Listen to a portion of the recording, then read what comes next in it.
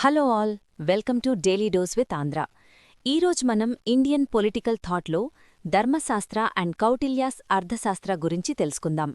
ఇంకా పాడ్కాస్ట్లోకి వెళ్ళి డీప్గా తెలుసుకుందాం. అందరికీ నమస్కారం. ఈనాటి మన లోతైన విశ్లేషణకు స్వాగతం. ఈ చర్చలో మనం ప్రధానంగా ప్రాచీన భారతీయ రాజకీయ ఆలోచన విధానాలైన ధర్మశాస్త్రం, అలాగే కౌటిల్యుడు రచించిన అర్థశాస్త్రం గురించి ఒక సమగ్రమైన అవగాహన పెంచుకోబోతున్నాం. అవును, ఇది చాలా ఆసక్తికరమైన అంశం. ఖచ్చితంగా. అంటే మనం సాధారణంగా ప్రపంచ చరిత్రను గమనిస్తే, ముఖ్యంగా పాశ్చాత్య దేశాల చరిత్రను చూస్తే, మతానికి రాజకీయాలకు మధ్య ఎప్పుడూ ఒక రకమైన ఘర్షణ కనిపిస్తుంది కదా. చర్చ్కి రాజ్యానికి మధ్య ఒక స్పష్టమైన విభజన, ఆధిపత్య పోరు ఉండేవి. నిజమే, అక్కడి పరిస్థితులు వేరు. కాని మన భారతదేశంలో ఈ రెండు ఒకదానితో ఒకటి ఎలా ముడిపడిపోయాయి, నైతికతను రాజకీయాలతో ఎలా అనుసంధానం చేశారు అన్నది ఈనాటి మన ప్రధాన లక్ష్యం. ఒకప్పుడు మ్యాక్స్ ముల్లర్ లాంటి పాశ్చాత్య పండితులేమనుకున్నారంటే, భారతదేశానికి స్వంత రాజకీయ ఆలోచనా విధానం లేదు, అంతా కేవలం ఆధ్యాత్మికతే అని. కాని అది ఎంత పొరపాటో మనకు మూలాల ద్వారా స్పష్టంగా తెలుస్తుంది. బిఆర్ భండార్కర్ లాంటివారు కౌటిల్యుని అర్థశాస్త్రాన్ని సాక్ష్యంగా చూపించి ఆ వాదనను ఎలా తిప్పికొట్టారో మనం చూడొచ్చు. ఈ మూల వనరుల ఆధారంగానే మనం ఈరోజు లోతుగా అన్వేషించబోతున్నాం. ప్రాచీన భారతదేశమనగానే కేవలం వేదాలు, యజ్ఞాలు, సన్యాసం మాత్రమే అని ఒక పెద్ద అపోహ ఉండిపోయింది. కాని ప్రాచీన భారతీయ వ్యవస్థలో వాస్తవిక రాజకీయాలను, అంటే రాజ్యరక్షణ, ఆర్థిక వ్యవస్థల నిర్వహణ లాంటి వాటిని కూడా వాళ్లు అత్యంత శాస్త్రీయంగా ఆచరించారు. అంటే మతం, రాజకీయం రెండూ వేవేరు గదుల్లో బంధించబడలేదన్నమాట. కరెక్ట్. పౌరుల విధులు, రాజ్యపరిపాలన అన్నీ ఒకే నైతిక చట్టంలో నిర్మించబడ్డాయి. పాశ్చాత్య దేశాల తరహాలో కేవలం హక్కుల సాధన కోసం కాకుండా ప్రతి వ్యక్తి తన విధుల నిర్వహణపై దృష్టి పెట్టేలా ఒక వ్యవస్థను వాళ్లు రూపొందించారు. ఇది రాజకీయ శాస్త్రంలో నిజంగా ఒక అద్భుతమైన అధ్యయనాంశం. అసలు ఈ ఆలోచన విధానం ఎక్కడ్నుంచి మొదలైందో విశ్లేషించడం చాలా ముఖ్యం కదా. ఈ ధర్మశాస్త్రాలు, అర్థశాస్త్రాలు ఇవన్నీ ఒక బలమైన పునాది మీద నిర్మించబడ్డాయి. దాన్ని అర్థం చేసుకోవాలంటే ముందు మనం రితం అనే భావన గురించి మాట్లాడుకోవాలి. ఆ పునాది ఏంటో కాస్త విడమర్చి చెబుతారా? తప్పకుండా. ప్రాచీన కాలంలో రితం అనేది ఒక అత్యున్నతమైన భావన. అంటే రితం అంటే విశ్వపు క్రమం. ప్రకృతిలో ఒక సహజమైన, ఉల్లంఘించలేని నియమం ఉంటుంది. ఉదాహరణకు మనం చూసే ఋతువులు లాంటివి. అవును, సరిగ్గా అదే. సూర్యుడు ప్రతిరోజు ఒకే సమయానికి ఉదయించడం, ఋతువులు క్రమం తప్పకుండా ఒకదాని తరువాత ఒకటి రావడం, నక్షత్రాలు ఒక నిర్దిష్టమైన మార్గంలో ప్రయాణించటం, ఇవన్నీ మనం చూస్తుంటాం గదా. ఇదంతా ఒక కంటికి కనిపించని పద్ధతి ప్రకారం ఎలా జరుగుతుందో, మనుషుల జీవితాలు కూడా అలాగే ఒక క్రమశిక్షణతో సాగాలని ప్రాచీనులు నమ్మారు. అంటే ప్రకృతి నియమాలే మనుషులకు కూడా వర్తిస్తాయని భావించారు. అవును, విశ్వాన్ని నడిపించే ఆ సహజ క్రమాన్ని మానవ సమాజంలో అమలు చేయడమే ధర్మం. ఆ ధర్మాన్ని నిలబెట్టడానికే రాజ్యం, రాజు అనే వ్యవస్థలు పుట్టాయి అన్నది వారి నమ్మకం. సమానంగా వర్తిస్తాయన్నమాట. మరి రాజుకు కూడా ఈ ధర్మం లేదా కర్మ సిద్ధాంతం ఎలా వర్తించేది? ఎందుకంటే మనం పాశ్చాత్య దేశాల్లో చూస్తే రాజులకి దైవదత్తమైన హక్కులుండేవని, వాళ్లు దేవుడికి తప్ప ఇంకెవరికీ సమాధానం చెప్పాల్సిన అవసరం లేదని నమ్మేవారు కదా. ఇక్కడే భారతీయ రాజకీయ తత్వశాస్త్రం పూర్తిగా భిన్నంగా కనిపిస్తోంది.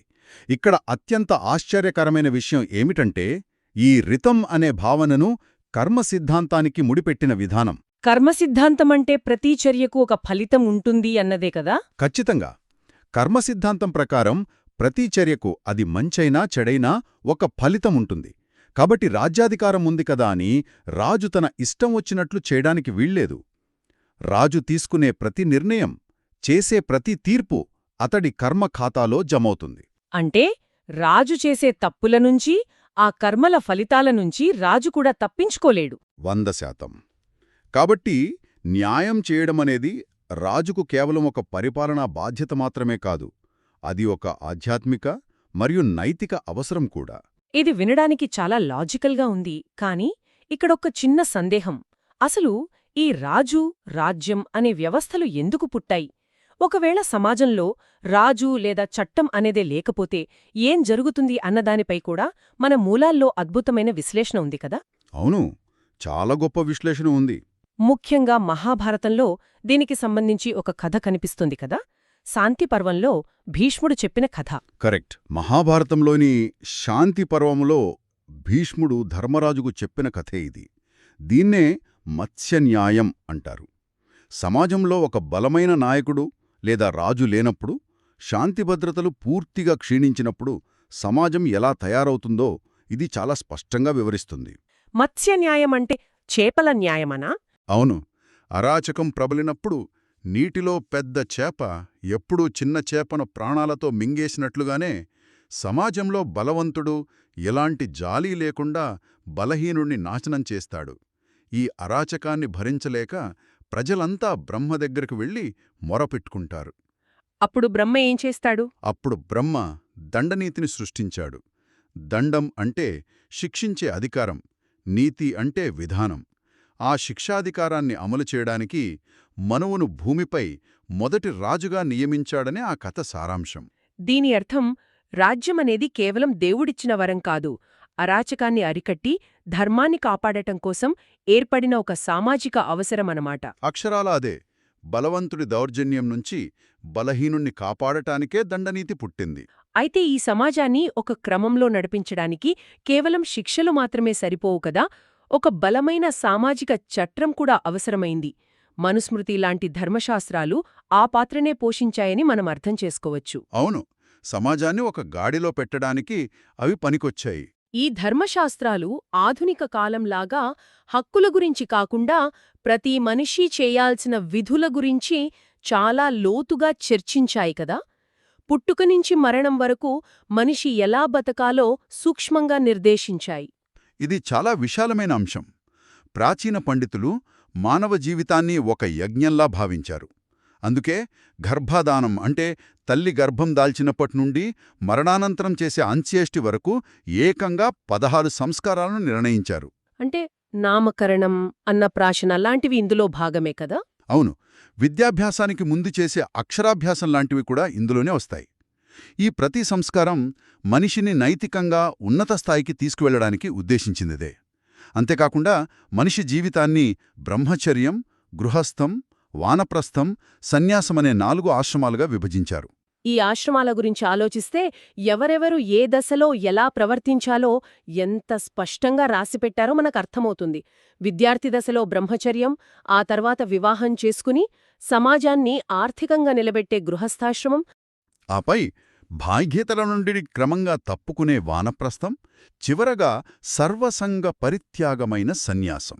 ఈ విభజన అంతా సామాజిక సమతుల్యత కోసమే అని చెప్పొచ్చు. ఆ సమతౌల్యత వెనుక ఉన్న తార్కికతను మనం ఇంకొంచెం లోతుగా విశ్లేషిస్తే వర్ణ వ్యవస్థ పుట్టుక గురించి కూడా చర్చించక తప్పదు కదా. మూలాల ప్రకారం ఈ వర్ణ వ్యవస్థ అనేది ప్రారంభంలో పుట్టుకతో వచ్చినది కాదు. కరెక్ట్. పుట్టుకతో వచ్చినది కాదు. మనుషుల స్వభావాన్ని సత్వ, రజస్, తమో గుణాలుగా విభజించారు. సత్వగుణమంటే జ్ఞానం పట్ల ఆసక్తి, సత్యం, క్షమ లాంటివి. రజస్ గుణమంటే అధికారం, పోరాటం, కోరికలు. ఇక తమోగుణమంటే అజ్ఞానం, బద్ధకం. ఈ గుణాలు మరియు వారు ఎంచుకునే కర్మల ఆధారంగానే సమాజంలో 4 వర్ణాలు ఏర్పడ్డాయి. మేధోపరమైన పనులు చేసేవారు, రక్షణ కల్పించేవారు, వ్యాపారం చేసేవారు, సేవ చేసేవారు అని విభజించారు. అవును. రాజు ప్రధాన బాధ్యత ఏమిటంటే ఈ 4 వర్ణాల వారు తమ తమ ధర్మాలను సరిగ్గా పాటించేలా చూడటం. అయితే ఇక్కడొక ముఖ్యమైన చారిత్రక వాస్తవాన్ని మనం నిష్పాక్షికంగా ప్రస్తావించాలి. ధర్మశాస్త్రాల్లో చట్టం ముందు అందరూ సమానం కాదు అన్న ఒక తీవ్రమైన విమర్శ ఉంది. అవును. కాలక్రమంలో ఈ వ్యవస్థలో వచ్చిన మార్పులు, దానివల్ల ఏర్పడిన న్యాయపరమైన అసమానతలను మనం పక్కన పెట్టలేం కదా. ఖచ్చితంగా పక్కన పెట్టలేం. ధర్మశాస్త్రం ప్రకారం తప్పు చేసినప్పుడు అందరికీ ఒకే శిక్ష ఉండేది కాదు. ఉదాహరణకు, ఒకే నేరాలికి బ్రాహ్మణులకు తక్కువ భౌతిక శిక్ష, శూద్రులకు కఠినమైన శారీరక శిక్ష ఉండేది. దీనికి వాళ్ళు ఆ రోజుల్లో చెప్పిన కారణమేమిటి? సమాజానికి గురువులుగా ఉండి నైతికంగా ఉన్నత స్థాయిలో ఉండాల్సిన బ్రాహ్మణులు తప్పు చేస్తే సమాజం ముందు వారు దోషులుగా నిలబడటమే వారికి పెద్ద శిక్ష అని, ఆ నైతిక అవమానమే వారిని కృంగతీస్తుందని భావించారు. కాని శారీరక శ్రమ చేసే వర్గాలకు భౌతికమైన శిక్షలు విధించారు. అయితే ఈ వాదనను ఆధునిక కాలంలో తీవ్రంగా వ్యతిరేకించారు కదా? అవును. ముఖ్యంగా డాక్టర్ బిఆర్ అంబేడ్కర్ లాంటి సామాజిక దార్శనికులు ఈ వివక్షను తీవ్రంగా ఖండించారు. ఎందుకంటే ఒక నేరానికి ఒక్కొక్కరికి ఒక్కో శిక్ష ఉండటమనేది ఆధునిక న్యాయసూత్రాలకు పూర్తిగా విరుద్ధం. నేటి మన రాజ్యాంగం మరియు ఆధునిక నాగరికత చట్టం ముందు అందరూ సమానమే అనే పునాదిపై నిర్మించబడ్డాయి. అంకి ప్రాచీన ధర్మశాస్త్రాలు సమాజాన్ని ఒక క్రమంలో ఉంచడానికి ప్రయత్నించినా న్యాయపరమైన సమానత్వాన్ని మాత్రం పాటించలేదు అన్నది మూలాలు స్పష్టం చేస్తున్న వాస్తవం అని మనం అర్థం చేసుకోవాలి. నిజమే. ఎలాంటి పక్షపాతం లేకుండా చూస్తే ఇదొక చారిత్రక వాస్తవం. సరే, ఈ నైతిక సామాజిక ఆదర్శాల గురించి వినడానికి బాగానే ఉంది కాని అసలు ఒక రాజ్యాన్ని నడపడమంటే మాటలు కాదు కదా. కేవలం ఆదర్శాలతో పొట్టనిండదు. బాహ్య శత్రువుల దాడులను ఆపలేము. మరి ఈ కఠినమైన వాస్తవికతను, రాజ్య ఆర్థిక వ్యవస్థను, దౌత్యాన్ని ఎలా నిర్వహించారు అన్నది చాలా ఆసక్తి రేకెత్తిస్తుంది. ఇక్కడే మనకు ప్రాచీన భారతీయ తత్వశాస్త్రంలో ఇంకొక అద్భుతమైన పార్శ్వం కనిపిస్తుంది. ఆదర్శాల నుంచి కఠినమైన వాస్తవికత వైపు ప్రయాణమే అర్థశాస్త్రం. దీనికి ఆద్యుడు కౌటిల్యుడు, అంటే మన చాణుక్యుడు. అవును, చాణుక్యుడు అనగానే ఒక రకమైన రాజనీతిజ్ఞత గుర్తొస్తుంది. ఆయన రాసిన అర్థశాస్త్రం ఒక అద్భుతమైన రాజకీయ ఆర్థిక గ్రంథం. ధర్మశాస్త్రం నైతికత మీద దృష్టి పెడితే, అర్థశాస్త్రం అర్థం అంటే సంపద మరియు భౌతిక శ్రేయస్సు మీద దృష్టి పెట్టింది. కౌటిల్యుడు ఒకటే మాట చెప్పాడు: ఆర్థిక వ్యవస్థ బలహీనపడితే రాజ్యం ఏమాత్రం ననలేక కూలిపోతుంది అని. అంటే ధర్మం, కామం, మోక్షం ఇవన్నీ కావాలంటే ముందు జేబులో డబ్బుండాలి, రాజ్యం దగ్గర సంపద ఉండాలి అని ఆయన బలంగా నమ్మాడు. ఖచ్చితంగా. ఆయన పూర్తిగా వాస్తవికవాది, రియల్ పొలిటిక్ను ఆచరించినవాడు. రాజ్యాన్ని నడపడానికి కేవలం మంచి మనసుంటే సరిపోదు, బలమైన యంత్రాంగం కావాలన్నమాట. ఆ యంత్రాంగాన్ని కౌటిల్యుడు ఎలా నిర్వచించాడో తెలుసుకోవడం మరింత ఆసక్తికరం. రాజ్యాన్ని ఒక మానవ శరీరంతో పోల్చాడు కదా. అవును.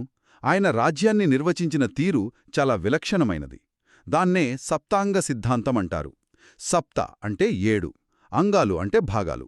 ఎలాగైతే మానవ శరీరానికి వివిధ అవయవాలుంటాయో అవి సమన్వయంతో పనిచేస్తేనే మనిషి ఎలా బతుకుతాడో, రాజ్యానికి కూడా 7 అంగాలుంటాయని చెప్పాడు. ఆ 7 అంగాలేంటో వివరిస్తారా? మొదటది స్వామి, అంటే రాజు. రాజు రాజ్యానికి తలలాంటివాడు. రెండవది అమాత్యులు, అంటే మంత్రులు. వీరు కళ్లలాంటివారు. మూడవది జనపదం, అంటే ప్రజలు మరియు భూభాగం. ఇది కాళ్లలాంటిది. నాలుగవది దుర్గం లేదా కోట. ఇది చేతుల్లాంటిది. ఐదవది కోశాగారం, అంటే ఖజానా. ఇది నోరులాంటిది. ఆరవది సైన్యం. ఇది మనసు లేదా మెదడులాంటిది. ఇక 7వది మిత్రుడు, అంటే పొరుగున ఉన్న స్నేహపూర్వక రాజ్యం. ఇది చెవులలాంటిది. వింటుంటేనే ఆశ్చర్యంగా ఉంది. ప్రతి విభాగానికి ఒక అవయవాన్ని ఆపాదించడం ద్వారా ఏ ఒక్కటి లోపించినా రాజ్యం వికలాంగురాలవుతుంది అని ఎంత అద్భుతంగా చెప్పాడో కదా. ముఖ్యంగా రాజు కేంద్రబిందు అయినా మంత్రుల సలహాలు లేకుండా ఏమీ చేయలేడు అన్న ఉద్దేశంతోనే కౌటిల్యుడు ఒకే చక్రంతో రథం నడవదు అని చెప్పి ఉంటాడు. ఆ వ్యాఖ్యలోని ఆంతర్యం అదే. రాజుకు స్వతహాగా ఎంత బుద్ధిబలమున్నా మంత్రుల సలహాలు, బలమైన సైన్యం నిండిన ఖజానా అన్ని సమన్వయంతో పనిచేస్తేనే రాజ్యం సుభిక్షంగా ఉంటుంది. అంతర్గత పాలన ఎంత పటిష్టంగా ఉండాలని చెప్పాడో, బాహ్యశత్రుల విషయంలో కూడా అంతే స్పష్టమైన వ్యూహాలను కౌటిల్యుడు రచించాడు. ఇక్కడ ఆయన మన్నన సిద్ధాంతం తెరపైకి వస్తుంది కదా. దౌత్యం గురించి కౌటిల్యుడు చెప్పిన విషయాలు ఇప్పటి ఆధునిక ప్రపంచానికి కూడా 100% అన్వయించవచ్చు అనిపిస్తోంది. అవును. పొరుగున ఉన్న దేశాలు సహజంగానే శత్రువులవుతారనే వాస్తవాన్ని ఆయన ఆ కాలంలోనే కుండబద్దలు కొట్టినట్లు చెప్పాడు. సరిహద్దులు పంచుకునే దేశాల మధ్య వనరుల కోసం, భూమి కోసం ఎప్పుడూ ఘర్షణ ఉంటుందని ఆయన అంచనా వేశాడు. దాన్ని ఆయన మండల సిద్ధాంతంలో ఎలా వివరించాడు? మీ సరిహద్దు దేశం మీకు శత్రువైతే ఆ శత్రువుకి సరిహద్దుగా ఉన్న దేశం మీకు సహజమిత్రుడవుతాడు అన్నది ఈ సిద్ధాంత సారాంశం.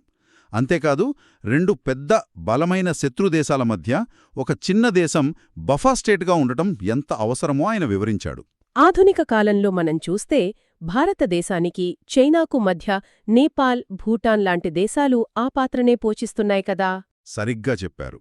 ఇక రాజ్య విస్తరణ కోసం సామ అంటే మాట్లాడి ఒప్పించడం, దాన అంటే బహుమతులు లేదా లంచాలు ఇవ్వడం, భేద అంటే శత్రువుల మధ్య చిచ్చు పెట్టడం, దండ అంటే చివరి అస్త్రంగా యుద్ధం చేయడం అనే 4 ఉపాయాలను ఎప్పుడు ఎలా ఎవరిపైన వాడాలో ఆయన రచించిన తీరు రాజనీతి శాస్త్రంలోనే ఒక మైలురాయి. ఈ బాహ్య శత్రువుల వ్యవహారం పక్కన పెడితే అంతర్గత శత్రువులు, ముఖ్యంగా అవినీతి అధికారుల గురించి కౌటిల్యుడు చెప్పిన విషయాలు ఎప్పటికైనా రిలవెంట్గానే ఉంటాయి. వ్యవస్థలో డబ్బున్న చోట అవినీతి పుట్టడం సహజం. మరి ఆ కాలంలోనే ఈ అవినీతిని కౌటిల్యుడు ఎలా అంచనా వేశాడన్నది తెలుసుకోవడం ముఖ్యం కదా. మానవ సహజ నైజాన్ని, ముఖ్యంగా అధికారంలో ఉన్నవారి మనస్తత్వాన్ని ఆయన ఎంత బాగా అర్థం చేసుకున్నాడో చెప్పడానికి ఆయనిచ్చిన ఒక ప్రసిద్ధమైన ఉపమానం చాలు. ఆ తేనె ఉపమానం గురించి కదా మీరు చెప్పేది? అవును, అధికారుల అవినీతి గురించి కౌటిల్యుడు ఏమన్నాడంటే, నాలుక మీద తేనెను పెట్టుకుని దాని రుచి చూడకుండా ఉండటం ఎంత కష్టమో, ప్రభుత్వ ధనాన్ని చూస్తూ దాన్ని ముట్టుకోకుండా కొంతైనా అనుభవించుకోకుండా ఉండటం అధికారులక్కూడా అంతే కష్టం అని చెప్పాడు. ఈ పోలిక నిజంగా అద్భుతం. ఆకాశంలో ఎగిరే పక్షుల కదలికలనైనా పసిగట్టొచ్చు కానీ అవినీతికి పాల్పడే అధికారుల మనస్సులను పసిగట్టడం కష్టం అని కూడా ఆయన అన్నట్లు మూలాల్లో ఉంది. అవును, పైగా ఆ రోజుల్లోనే దాదాపు 40 రకాల ఆర్థిక నేరాలను, అంటే అవినీతి మార్గాలను ఆయన గుర్తించి తన పుస్తకంలో పక్కాగా రాశాడు. లెక్కలు తారుమారు చేయడం, తక్కువ ధరకమ్మి ఎక్కువ చూపించడం, ఖజానాకు చేరాల్సిన డబ్బు దారిమళ్లించడం లాంటివి అప్పట్లోనే ఉండేవన్నమాట. ఇది వింటుంటే ఆశ్చర్యం వేస్తుంది. మరి ఇంత అవినీతి ఉంటే దాన్ని రాజు ఎలా అరికట్టాలి? అంతర్గత అధికారులు ఏం చేస్తున్నారు, బాహ్య శత్రువులు ఎలాంటి కుట్రలు పన్నుతున్నారు అన్నది రాజుకు ఎలా తెలియాలి? ఇక్కడే కౌటిల్యుని అపారమైన గూఢచర్య వ్యవస్థ గురించి మనం మాట్లాడుకోవాలి కదా. దాదాపు 10 రకాల గూఢచారులను ఆయన ప్రస్తావించాడు. ఇందులో ఎవ్వరిని వదల్లేదు. అనాథలు, పేదలు, వ్యాపారులు, చివరకు సన్యాసులు అందరినీ రాజ్య రక్షణ కోసం గూఢచారులుగా వాడుకున్నాడు. సన్యాసులను కూడా గూఢచారులుగా వాడటం అనేది చాలా తెలివైన ఎత్తుగడ. అవును, ముఖ్యంగా సన్యాసుల వేషంలో ఉన్న గూఢచారులను శత్రురాజ్యాలకు పంపి అక్కడ అరిష్టాలు జరగబోతున్నాయని ప్రజల్లో భయం పుట్టించి వారి మనోబలాన్ని దెబ్బతీసే మానసిక యుద్ధతంత్రాలను కూడా అప్పట్లోనే ప్రయోగించాడు. ఇదొక సైకలాజికల్ వార్ఫేర్ అన్నమాట. ఇదంతా వింటుంటే అప్పటి రాజ్యాలు కేవలం కత్తులతోనే కాదు, అద్భుతమైన వ్యూహాలతో, రహస్య సమాచారంతో యుద్ధాలు చేశాయని అర్థమవుతోంది.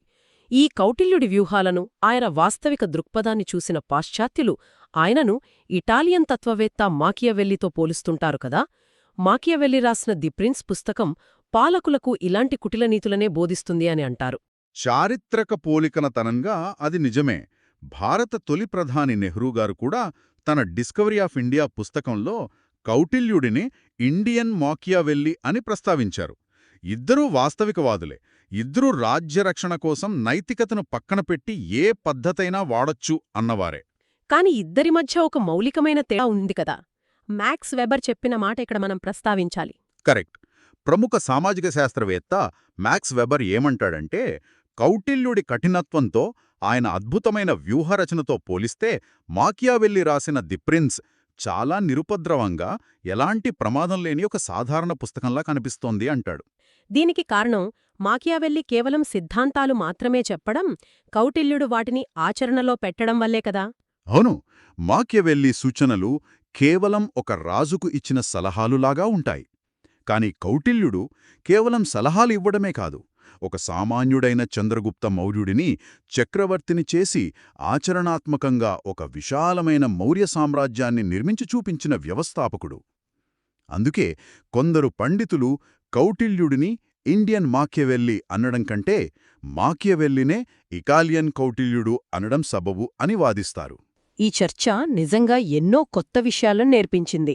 ప్రాచీన భారతీయ రాజకీయ ఆలోచన అనేది కేవలం దేవుడు, కర్మ, ఆధ్యాత్మికత మాత్రమే కాదని స్పష్టమైంది. ఇది ధర్మశాస్త్రం అందించిన ఉన్నతమైన నైతిక ఆదర్శం మరియు అర్థశాస్త్రం నేర్పిన కఠినమైన రాజకీయ వాస్తవికత, ఈ రెండింటి అద్భుతమైన కలబోత అని మనం అర్థం చేసుకోవచ్చు. మీరు చెప్పింది 100% నిజం. ఒకవైపు పౌరుల విధులు, రాజు పాటించాల్సిన ధర్మముంటే, మరోవైపు దేశ ఆర్థిక వ్యవస్థ, శత్రువుల నిర్మూలన, విదేశీ దౌత్యమున్నాయి.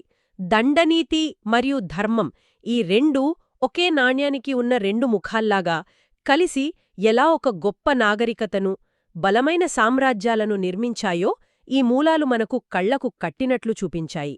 ఈ చర్చ సారాంశం కూడా సరిగ్గా అదే. ధర్మశాస్త్రమనేది సమాజం ఎలా బతకాలి అనేదానికి ఒక నైతిక పునాదినిస్తే, అర్థశాస్త్రం ఆ సమాజాన్ని, రాజ్యాన్ని శత్రువుల నుండి, ఆర్థిక సంక్షోభాల నుండి వాస్తవ ప్రపంచంలో ఎలా నిలబెట్టాలో నేర్పించింది.